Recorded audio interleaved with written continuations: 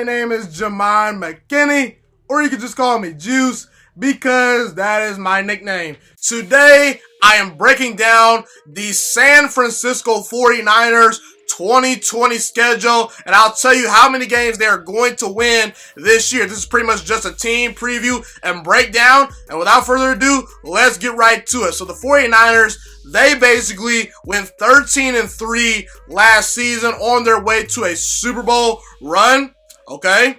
And they exceeded my expectations. I had the 49ers actually last offseason winning the division at 10-6. And they won the division, but they exceeded my expectations. I felt that this year was going to be the year we maybe start talking about the 49ers as a Super Bowl team. They were 1 year ahead of the curve. So if you're a 49ers fan, you should be excited. Now, was that Super Bowl great versus the Kansas City Chiefs? No, it wasn't. You know, Patrick Mahomes kind of did the 49ers defense in, and it was a disappointing loss. The 49ers should have won that game. But going forward, I do think the future is bright in San Francisco. I do believe their Super Bowl window is still open. You got a very good roster put intact. And let's talk about this roster and this team right now. Now, you pretty much bring back all the pieces virtually that helped you get to the Super Bowl, except for two key pieces that I am a little bit concerned about you losing.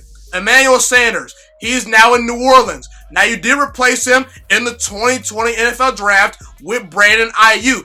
I was not a big Brandon Ayuk fan. I felt there were much better wide receivers on the board, but the 49ers were high on Brandon Ayuk, and I do think that he has a chance to be a good player in Kyle Shanahan's scheme. So if you like a wide receiver, then go after the person that you want to go after, okay? I'm not going to knock the 49ers for doing that, okay? Also, you lost to Forrest Buckner, one of the 5 best defensive tackles, in the NFL right now, easily in my opinion. Now, you did draft Javon Kinlaw in the first round out of South Carolina to replace him. I think Javon Kinlaw is going to be a beast, but I don't think you can expect to get the Forrest Buckner level production from Javon Kinlaw as a rookie. So going forward, I believe in Javon Kinlaw. This year I think he'll have a solid season, but maybe not a breakout season.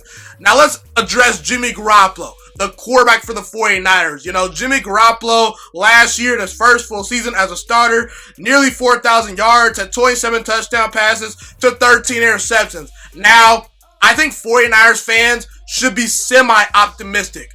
The reason why I say semi-optimistic is because I'm kind of hit and miss with Jimmy Garoppolo. I understand that last year was his first full season as a starter, and he went to a Super Bowl his first full season. But I just don't see anything special about Jimmy Garoppolo as a football player. He's just okay. I don't think Jimmy Garoppolo is blowing anyone's socks off. I don't think defensive coordinators are losing sleep at night over Jimmy Garoppolo. In fact, if you are going to beat the 49ers, I think that you have to try to let Jimmy Garoppolo beat you. You have to stop the run, you have to play good defense, and you have to say, hey, Jimmy Garoppolo, make those big boy throws. And that's what happened in the Super Bowl. When Jimmy Garoppolo had to go out there and win the 49ers the game, he could not do it. Now, he didn't get tested very much in the playoffs up to the Super Bowl. The Vikings game and the Packers game went pretty smoothly as far as the 49ers game plan and their script. So Jimmy Garoppolo was not really tested that much up until the Super Bowl, and he met the best player in football named Patrick Mahomes, and he could not go blow for blow with Mahomes despite having, in my opinion, a better roster around him. So listen, there is reason to believe that Jimmy Garoppolo can take another step, in his second season as a full-time starter. However, he's not better than Russell Wilson. I do not think he's better than Kyler Murray.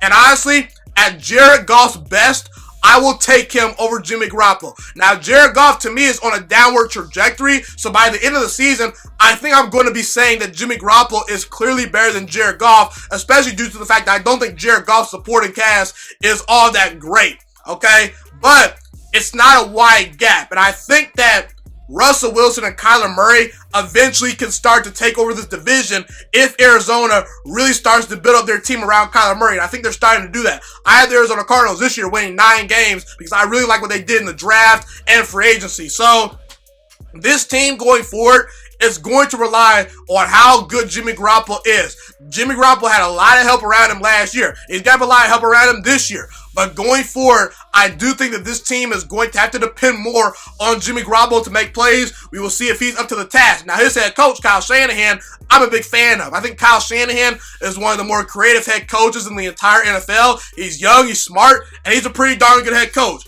Now, Kyle Shanahan does have a losing record for his career, which is semi-concerning, but at the same time, I think Kyle Shanahan is here to stay. I think that he's going to be a very good head coach for a long time. I do think that he and Jimmy Garoppolo click as a quarterback and head coach duo.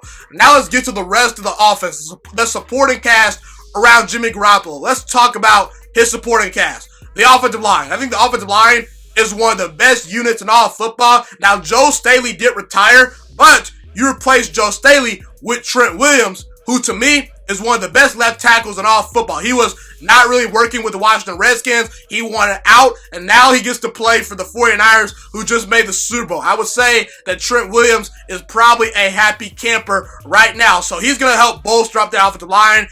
As far as the wide receivers go, you're looking at Deebo Samuel, who to me had a very good rookie season. We'll see if he can build on that. Brandon Ayuk, who I'm not a big fan of, but I do think that he can play. And I do think that Kyle Shanahan can get the best out of Ayuk. You got Kendrick Bourne.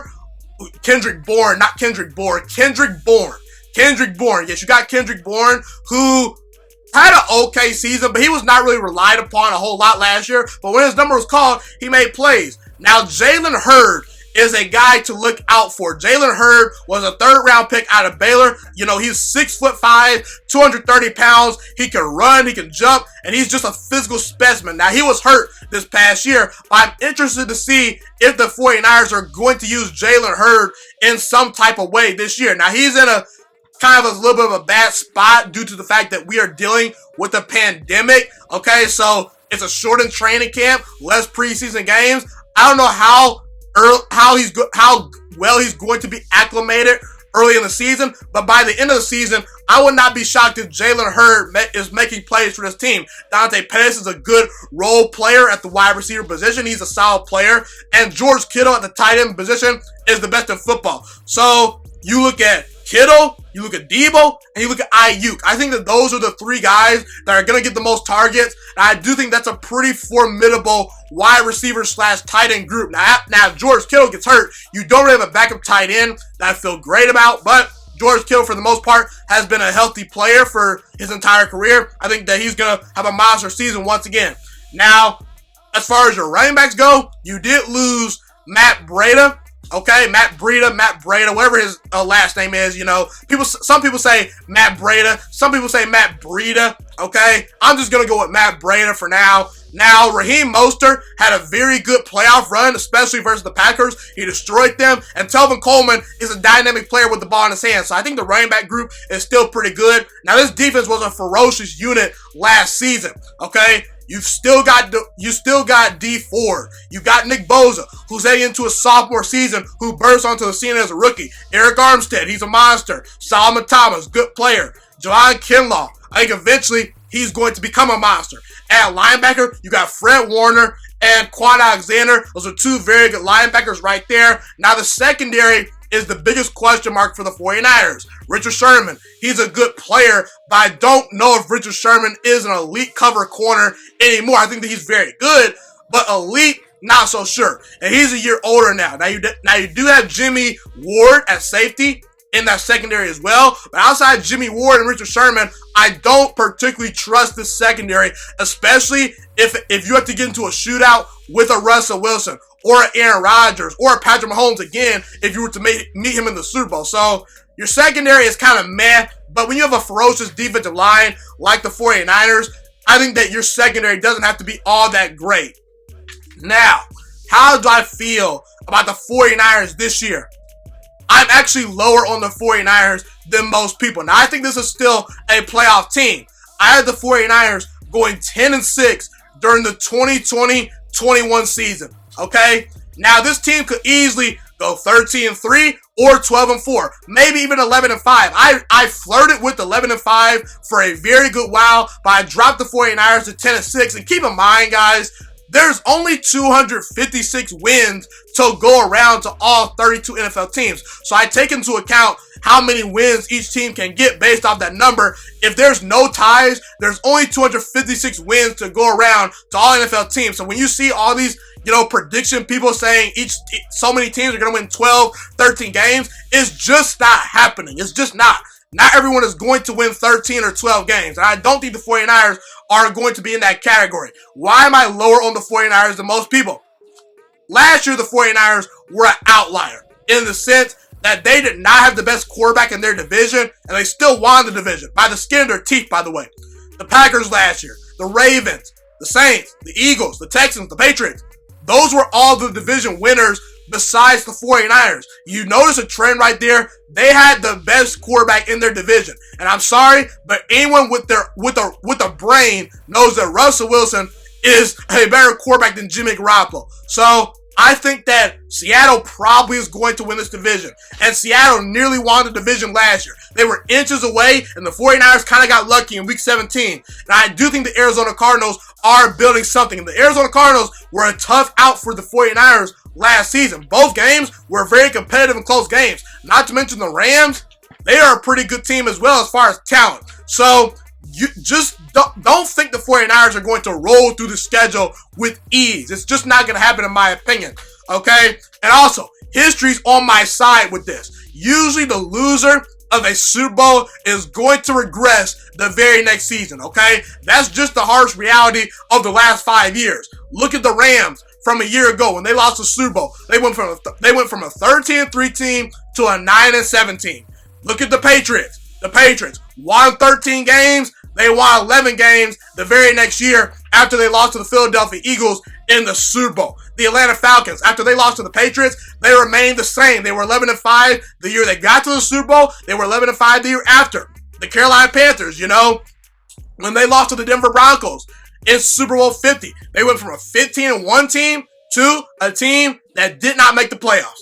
The Seattle Seahawks, when they lost to the Patriots, they won their division the previous year. The next year, they did not win the division. They regressed by a couple of games. So I think that naturally, just due to the fact that the 49ers are going to have a much tougher schedule, and due to the fact that there's now a target on their back, and due to the fact that they may suffer from a mini Super Bowl hangover, I don't think they're going to win 13 games. And honestly, I don't think that any team in the NFC this year is probably going to win 13 games. The NFC as a whole is loaded, okay? All these teams are going to beat up on each other. We saw last year the Packers, the Saints, and the 49ers, 13-3 teams. I don't think that is the case this year. I will be shocked if there is even, 2 13-3 teams in the NFC, because I just don't see it as far as these teams go. Now, the 49ers do have the fourth hardest schedule in the NFL this year. Let's dive into the schedule a little bit and kind of give you a sense as to how I'm looking at the 49ers this year,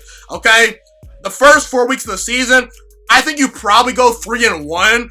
I think you're probably actually going to lose to the Arizona Cardinals in week number 1. I like what the Cardinals did in the offseason, and they gave you a lot of trouble last year. Now they add DeAndre Hopkins to that offense. The defense should be improved, and I think that's probably going to be a loss. For the next couple games at the Jets, at the Giants, and Eagles at home, you will probably win all 3 of those games. You easily could be 4-0 after those first 4 games, okay? The next 4 games, Miami, the Rams, at Patriots, at Seahawks.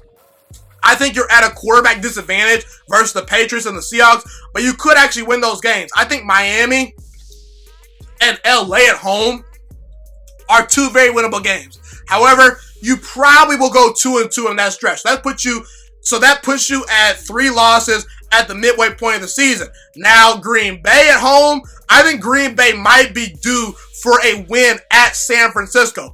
But it's on a short weekend, it's on the road, so I would probably favor the 49ers in that game. Now, at the Saints, okay, you get them, off of about a 10-day rest period because you play Green Bay on Thursday night, then you play the Saints the very next week, but it's in New Orleans, and I think the Saints probably win that game. So I don't think you come out of the Green Bay and New Orleans games 2-0. If you split with those teams, that's actually a win. But it could be a case in which you lose both those games.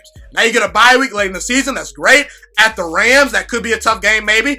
Buffalo at home, That's a sleeper game. I think the Buffalo Bills have a very good chance to win that game because they're very well coached. They have a very good defense, and their offense is improved. Now versus Washington, that's probably a win. You'll just overwhelm Dwayne Haskins. I believe in Dwayne Haskins, but I just think that this Washington team is about a year or two away from contention. Okay? Now, at Dallas, at Arizona, and Seattle, the last 3 games of the season, that could honestly get ugly. However, I do think the 49ers will be playing their best football late in the season.